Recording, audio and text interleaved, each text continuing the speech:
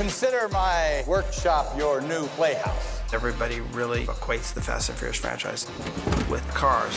I think you'll find our cars extremely appealing. Not something I think the franchise has always delivered. Action! At this level, the franchise goes, cars are almost like characters unto themselves. Dennis McCarthy's worked on the Fast and Furious forever, finding the best cars in the world. I thought I was a car enthusiast, and I thought that I was a car fan. Just when you think you know it all, they come with a car that you've never heard of in your entire life. I want the demon love child between that and that.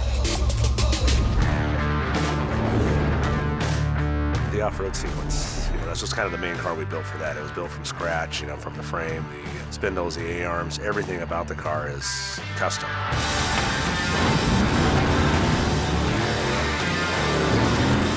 had to slide, it had to drift, do all the things that you would normally expect from a Fast and Furious car. Yet then it, breaks off into the dirt and it's going over jumps, over through whip-de-doos, down hillsides, pretty much everything you can think of. We started off with just some bare shell 1968 Dodge Chargers. The chassis is an 1 3/4 chrome alloy tube chassis, roughly based on a short course truck. It's almost a mid-inch of the motor set so far back in it. It's basically race truck suspension. It's running King shocks, coilovers, bypass shocks, howl rack and pinion. Chassis was from Armada Engineering, Method wheels, General tires, Mastercraft 3G seats, DG safety seat belts, pretty much all of the components you'd find on a real off-road race car.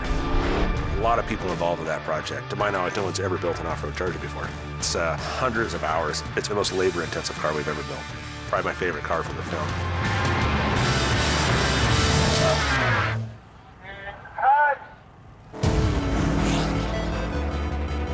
You see the cars, you automatically know which car fits which character. Touchdown, baby!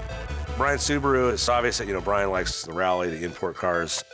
Cars are like samurai swords. They're an extension of you. They're your personality. So we always try to do that. Brian always gets the fast car. Dom always gets kind of the furious car. Brian's in a car that's nimble, handles, corners, does all that stuff as a rally car should. So that was one of our easier cars to build because Subaru's pretty much come rally ready other than some suspension and roll cage and seats. Subaru was kind enough to give us 5 or 6 of those cars, which I don't think any are left, unfortunately.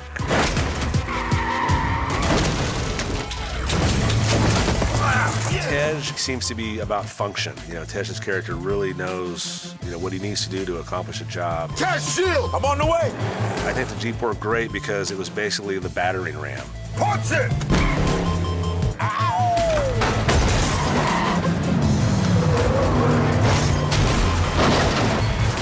He just basically cleared the path for the rest of the guys.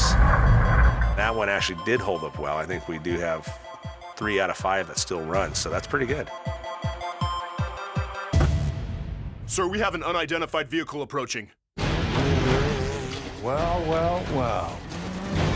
Welcome to the party, Mr. Shaw.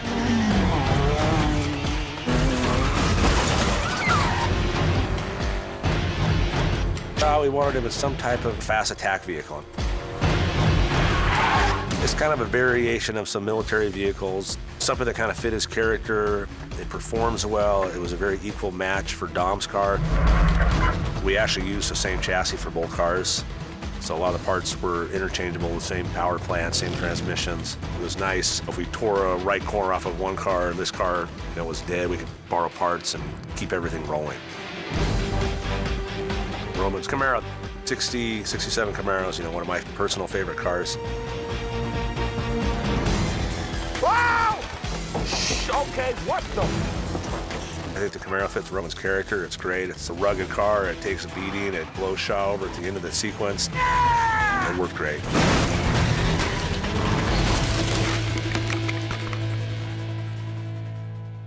Guys, this first thing that we're going to do, we have 4 cameras going, 3 cameras inside, 1 camera here with Billy.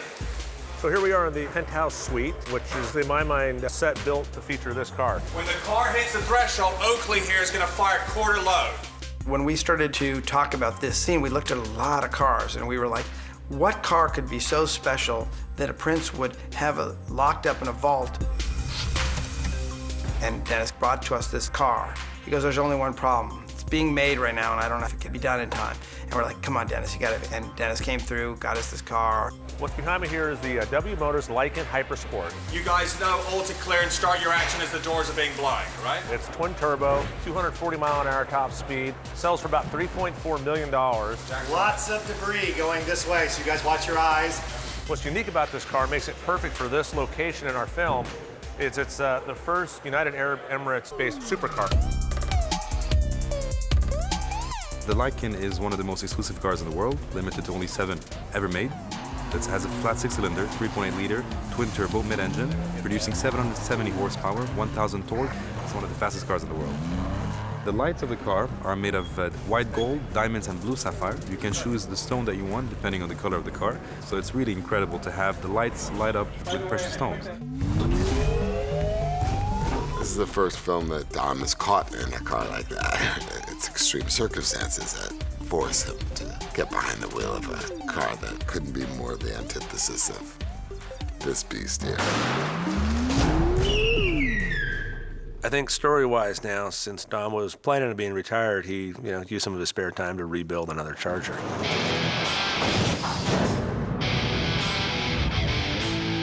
That car is really like a cast member of the film, so it has to keep coming back.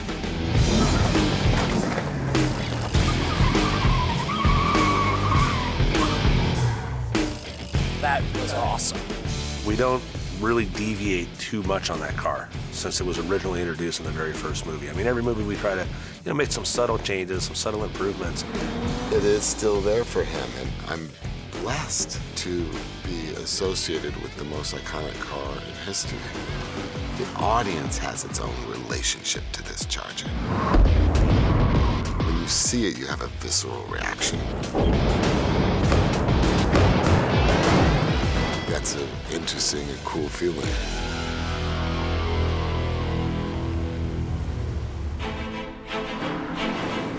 Round 2 of Chicken. Shaw comes back in an Aston Martin DB9, which is another car that really just seemed natural. We featured his brother in an Aston Martin in London, so family car. Call me a snob, but why not? He's a Brit. Put him in a British car. I mean, Toretto drives the muscle cars, they're flying the flag in that way.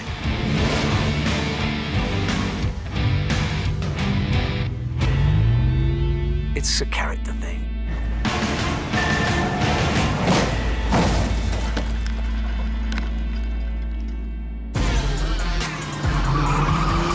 This is our team coming back to LA. They're coming home, so you really want to put them in the cars where it started. The G-Tire was built for Brian. We'll try to not go over the top, keep it classy, but just, minor changes, wheels, tires. The variable ride height was another aspect.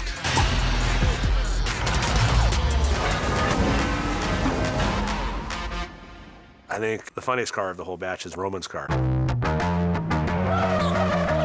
Because when you think back to Roman's introduction, he's driving an old Monte Carlo in a demolition derby. So we just went with an old cop car, an old four-door box style. I wasn't happy about that choice. It looked cool, it looked great. I think the car is ugly. Gave it a little NASCAR flair, manual 4-speed transmission. It's taken away from my sexy, I got through it. I went to see my therapist about it. I think I'm gonna be okay.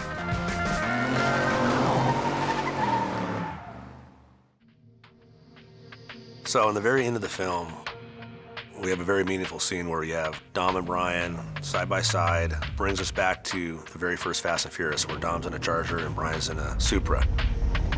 For this sequence, I actually talked to Paul's friends and family and was able to borrow Paul's personal white Toyota Supra. I can't think of any better car to put at the end of this movie than that. And then for Dom, it has to be a Charger. It obviously has to be the coolest Charger that I can find. So last year at the SEMA show, it was unfinished, but the Maximus Charger was there just in raw steel, and it was just that raw steel look that really caught my eye. And then once, we got a closer look at the car, you can see the work that's gone into it. So made a deal, got the car out here, and once again, like everything in our world, last minute, the car wasn't completed. They were doing everything they could on their end to complete it. I think they had 12 guys working around the clock.